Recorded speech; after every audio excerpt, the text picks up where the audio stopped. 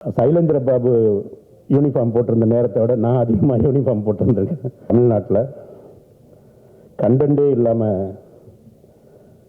நடத்த முடிகிற செயல்கள் இரண்டு. ஒன்று கட்சி ஆரம்பிக்கிறது, ரெண்டாவது இந்த மாதிரி முன்னோட்ட நிகழ்வில் வந்து பேசுறது. ஒரு படத்தில் ஒரு 3 நாள் அல்லது 4 நாள் நடிச்சுட்டு அந்த மொத்த படத்தை பற்றி உங்களுக்கு சொல்கிறது இருக்குல்ல, அது இயக்குனர் கதை எழுதிய விடவும் நமக்கு வந்து நிறைய கற்பனை திறன் வேணும். இங்கே ரொம்ப நெகிழ்வாக இருந்தது எனக்கு இயக்குனர் அவருடைய மனைவிக்கு நன்றி சொன்னது. அவர் இயக்குனராகவே காத்திருந்து இயக்குனராக முடியுமா, அப்படியே ஆனாலும் அவர் எந்த மாதிரியான படம் எடுக்கிறது அப்படிங்கிறத தீர்மானிக்கிறது அவர்களுடைய மனைவிகள் தான்.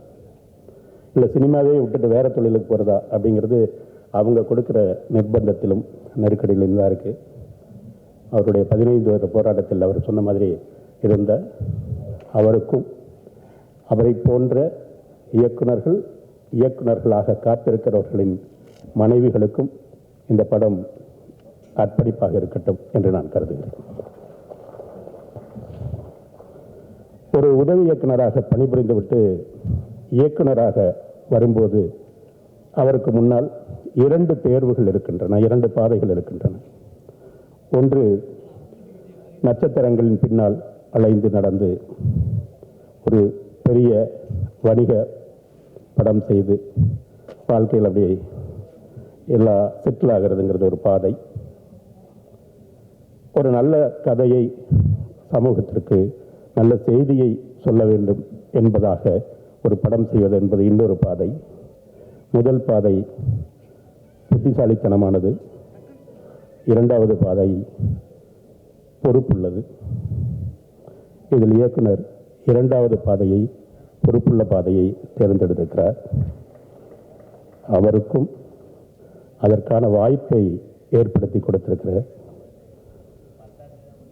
தயாரிப்பாளர் மதிப்புக்குரிய ஜாபர் அவர்களுக்கும் என்னுடைய வாழ்த்துக்களையும் வந்தனங்களையும் தெரிவித்துக் கொள்கிறேன்.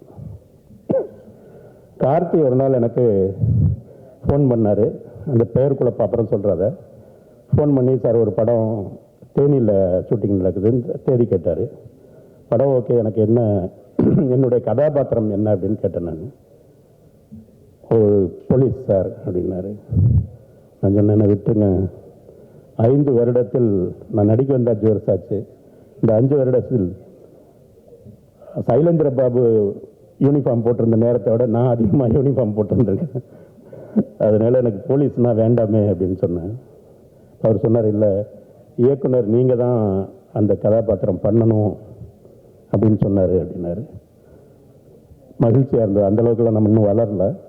நம்ம தான் சொல்லணும், நம்ம தான் பண்ணணும்னு ஒரு இயக்குனர் சொன்னார்னா அதற்காக போகணும் அப்படின்னா அதற்காகத்தான் போனேன்.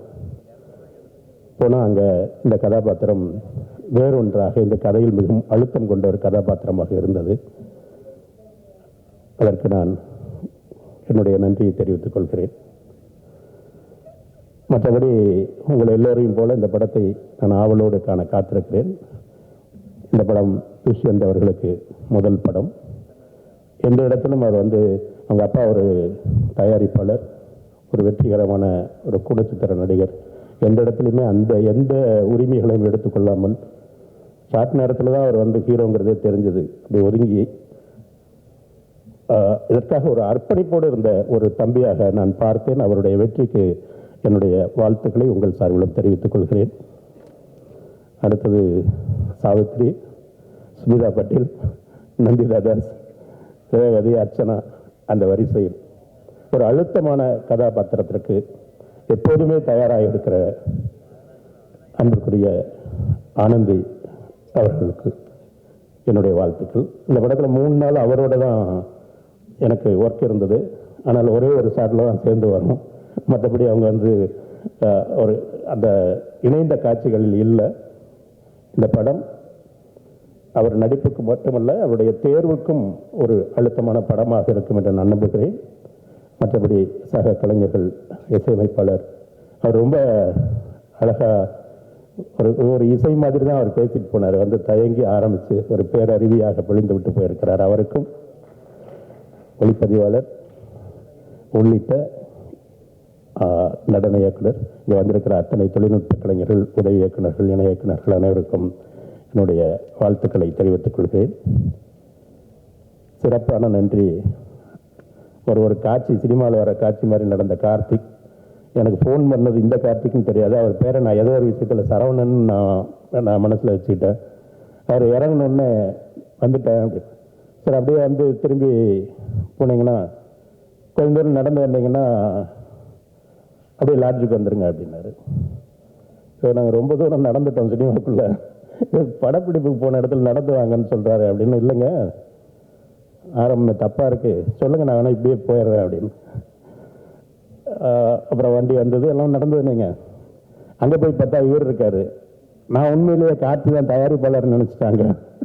என்ன கார்த்தி, நம்ம படமாக இங்கே இருக்கீங்கன்னா, சார் நான் தான் உங்ககிட்ட பேசினது சண்டை போட்டது நீங்கள் தானா அப்படின்னா ஆமான்னாரு. அப்படி ஒரு மோதலோடும் காதலோடும் இந்த படத்தில் கார்த்திகனுடனான உறவு இருந்தது. மீண்டும் ஒரு முறை தயாரிப்பாளர், இயக்குநர்கள், கலைஞர்கள், நடிகர்கள் அனைவருக்கும் நன்றி கூறி அமைகிறேன். நன்றி, வணக்கம்.